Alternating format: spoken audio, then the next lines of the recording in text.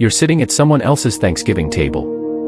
Maybe it's a friend's house, maybe it's your partner's family gathering. The room is loud. People are talking over one another, someone is laughing too hard at a joke, two relatives are arguing about something trivial that will probably be forgotten in an hour. Plates clatter, glasses refill, the smell of food fills the air. And while everyone else seems wrapped inside the comfort of familiarity, you're sitting there with a quiet realization echoing somewhere inside your chest. You don't have this anymore. It's not that you weren't invited somewhere else. It's not that no one wanted you there. The truth is more complicated than that. It was your decision. At some point in the evening someone turns toward you, smiling politely, and asks a question that sounds harmless on the surface. So, where's your family? You pause for a second, just long enough to feel the weight of the real answer forming in your mind. But you don't say it. Instead, you smile gently and give a vague explanation. Something simple. Something that lets the conversation move on quickly. Because the real answer is long. It's messy. And most people aren't actually asking because they want to hear it. They're asking because in their world, family is simple. Family shows up. Family stays together. Family love is automatic. So when someone steps away from their family, the unspoken assumption usually appears almost instantly. Something must be wrong with them. But what many people don't realize is that those who cut ties with their families are rarely the ones who gave up easily. In fact, more often than not, they're the ones who tried the hardest. Estrangement is a strange word. It sounds clinical and detached, almost like a legal term used in documents and research papers. But the experience behind that word is anything but cold. It's deeply personal. It's the birthdays you quietly notice but no longer acknowledge. It's walking through a grocery store and seeing someone from across the aisle who briefly looks like your mother, and for a moment your chest tightens before your brain catches up and realizes it isn't her. It's explaining to your children why they don't see one set of grandparents. It's defending a decision you've already wrestled with countless times inside your own mind to someone who barely knows you. And underneath all of it is the quiet understanding that many people will never truly see the full picture. We live in a culture that places family on a pedestal. From childhood we hear phrases repeated so often they start to feel like universal truths. Blood is thicker than water. Family is everything. No matter what happens, family sticks together. Entire traditions, holidays, and social expectations are built around the idea that family love is unconditional. So when someone steps away from that structure, it can make people deeply uncomfortable. It challenges a belief that many people rely on to make sense of their own lives. If family is sacred, then someone who leaves must be selfish, or dramatic, or ungrateful. At least, that's the story people tell themselves. But reality is often very different.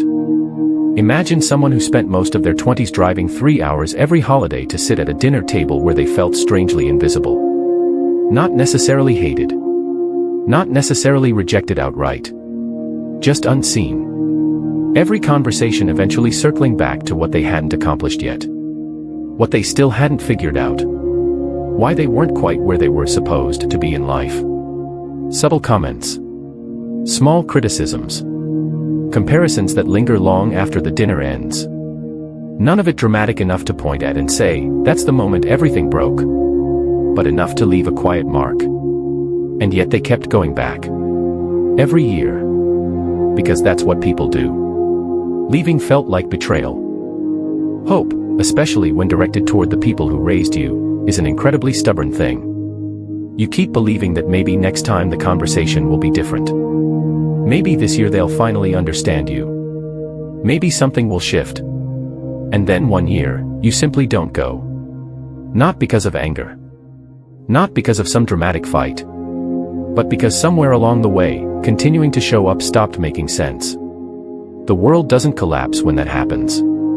But emotionally, it can feel like something has ended. Researchers have spent years studying family estrangement, trying to understand what leads people to make such a difficult decision.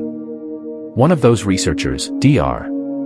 Carl Pillemer at Cornell University, spent a long time interviewing both parents and adult children about broken family relationships. And what he discovered contradicted the story most people assume. Estrangement rarely happens because of one explosive event. Instead, it almost always follows a slow, gradual unraveling. Years of difficult conversations that go nowhere. Repeated patterns that never change. Apologies that never come. Or apologies that come but are followed by the exact same behavior.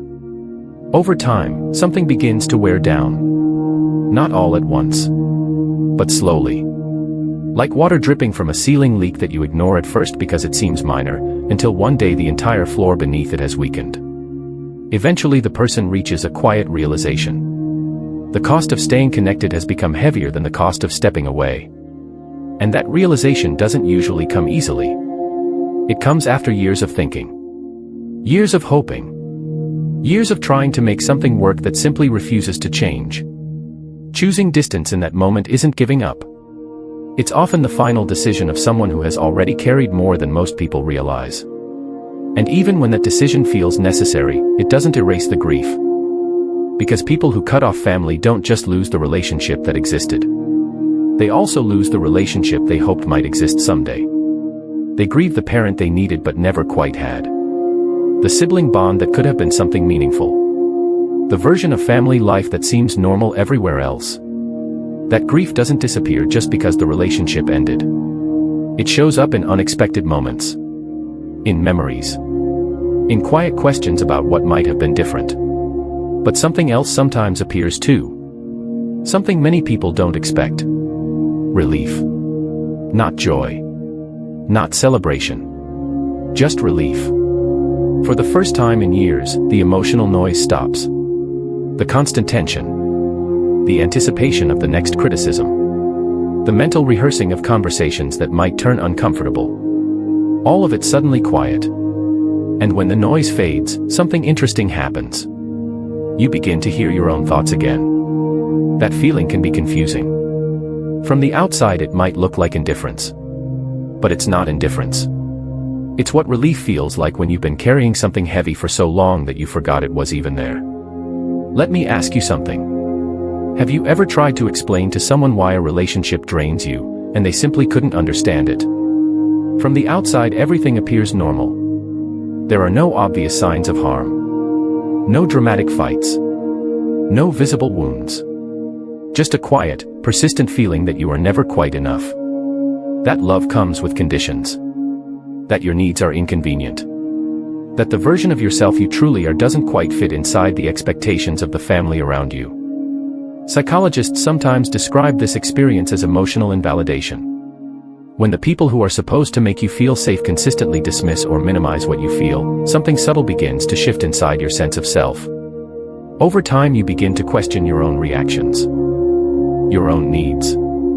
Even your right to feel hurt. It's not dramatic. It's not explosive. It's gradual. But the effects can run deep. Eventually the person facing that environment begins to ask a difficult question. Is continuing this relationship actually healthy? And even when the answer becomes clear, another voice usually appears. A quieter voice filled with doubt.